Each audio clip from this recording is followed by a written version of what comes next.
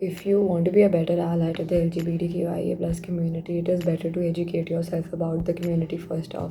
Speak to actual queer people, listen to them, listen to their experiences. Coming out is deeply personal, and it's us who gets to decide who to come out to. The person also needs to keep in mind that they should not feel that what they are doing is above or higher than the rest of the other people in the society. Just because you want to be supportive doesn't mean you are being supportive.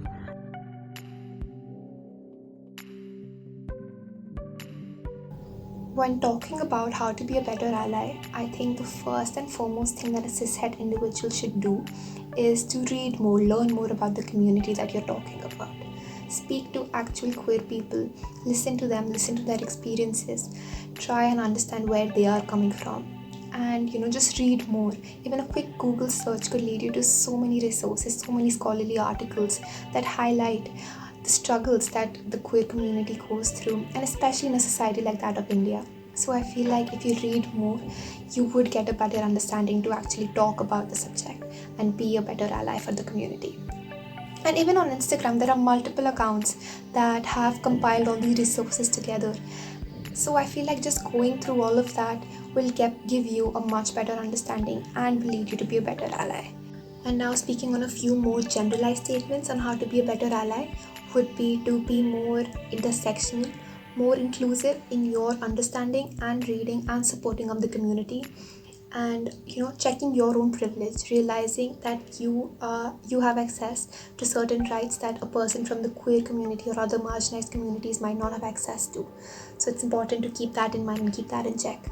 And also giving a platform, a voice, a space for actual queer individuals to speak, to voice out their opinions, and actively listening to them and working on what they have to say.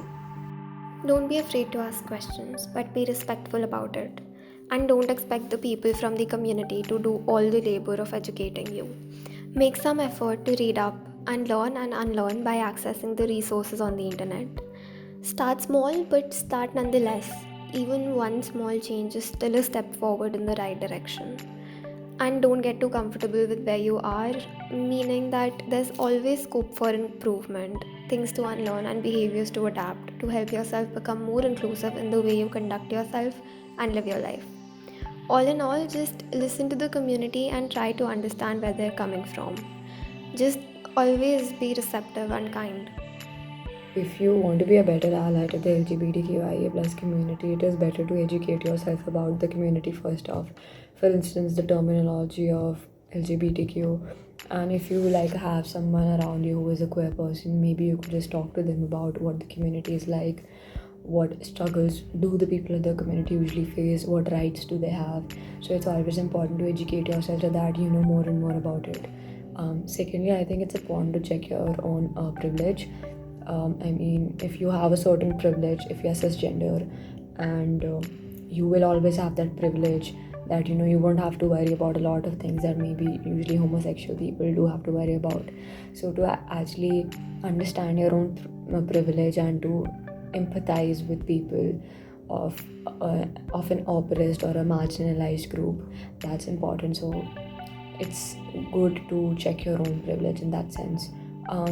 Thirdly, I think it's very important to respect some other person's pronouns, like not misgendering them. And if, for instance, a person wants to be referred to them as they or them, it's very important for you to respect it rather than just say that, oh, they and them is something plural. It's not even referred to for a single person, but that's not how it is. They, them are neutral pronouns. So I think respecting a person's pronouns is very much important so that they also feel very inclusive. It is important in general as well, so it is not something that we cannot ignore. So yeah, according to me, these three things are important if you want to be a better ally of the community. As a member of the queer community, there are certain things that I would expect from an ally. For instance, coming out as a supporter of the group.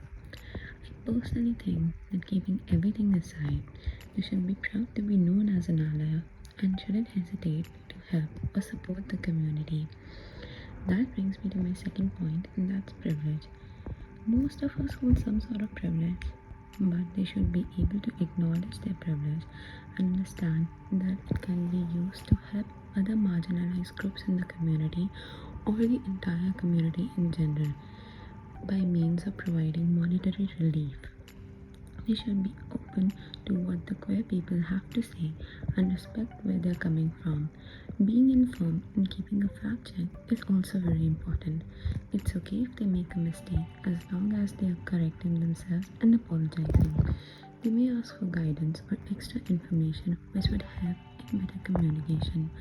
On the whole, their support and respect matters a lot, and I hope they can keep these points in their mind and prove to be better allies.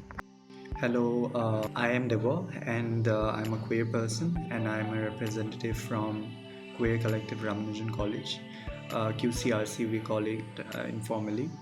So, as per the question asked, how could one be a better ally to the LGBTQ community? I think there are three things that needs to be kept in mind in order to be a better ally to the LGBTQ community. First of all, the person needs to be empathetic towards the issues and the concerns of the LGBTQ people. Secondly, the person needs to be understanding about the culture and the spaces of LGBTQ people. Thirdly, the person also needs to be supportive. That is something that everyone says. The person needs to be supportive. But at the same time, what I think that while doing these three things, the person also needs to keep in mind that they should not feel that what they are doing is above or higher than the rest of the other people in the society, because what they are doing is the basic or the bare minimum, right? It is just that a lot of people in the society are not sensitized enough or are not aware enough to follow this certain minimum requirements. So that is my opinion, and obviously allies should not be invading into the spaces of LGBTQ people, the spaces that are meant for LGBTQ people. I think that the best way to be an ally is to stand up for queer people when the time comes, and to stand down and make space for marginalized people so that they can voice their own opinions and thoughts.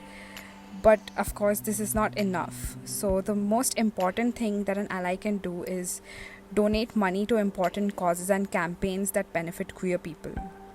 I feel that material help is the best kind of allyship, and it can actually help improve the lives of queer people.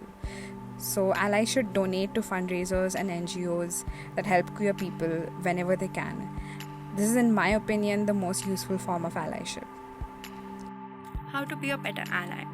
First of all, you should never out this to people just because you think they are cool with it or are accepting enough. Coming out is deeply personal, and it's us who gets to decide who to come out to. So please don't do that. And secondly, I think whenever we change our pronouns or labels, please don't invalidate us, because a lot of us we don't even like labeling ourselves, and sexuality and gender identity can be fluid for some of us. So we might find another term that we feel more comfortable with, and if we do that, instead of invalidating us, just support us in that process. Lastly, I want to say that as much as possible, try to make space for us. Instead of speaking on behalf of us, pass on the mic and let us speak. Give us the space that we deserve. Thank you so much. Hi, my pronouns are she, her, and I am bisexual. I wanted to talk about a few things that I wish people around me had done when I came out to them. So this one time, it got around in school that I had kissed a girl, and a guy walked up to me and told me that he found that hot. So fetishization of MLM, sapphic, unconventional, non-heterosexual relationships is so common. It's creepy, disrespectful, indignifying, and it makes us very uncomfortable. So please don't do anything like this. There is also a high chance that your friends of the LGBTQIA community will come out to you multiple times. They might switch between labels a lot. It's an excruciating process for us, defying and changing the labels that we've internalized and grown up with. So it is imperative that you be accepting, understanding, compassionate, and empathetic throughout the entire process and after. I feel like allyship is a very active process where you are constantly learning. You are learning how to be more inclusive. So you are bound to make some mistakes.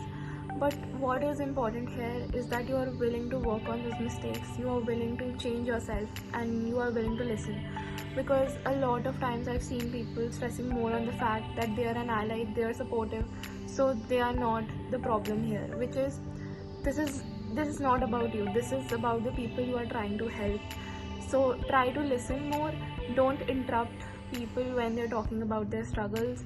You are not an expert on someone else's experience. The other person will always know better. Just because you want to be supportive doesn't mean you are being supportive all the time.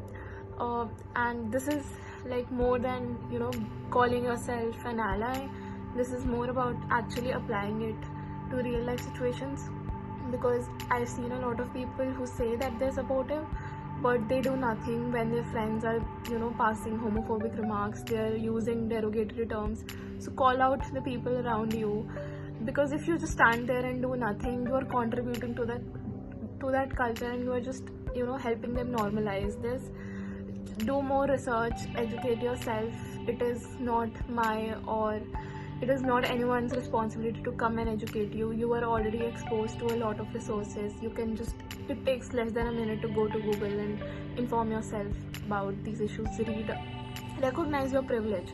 Just recognize the problem and work on it.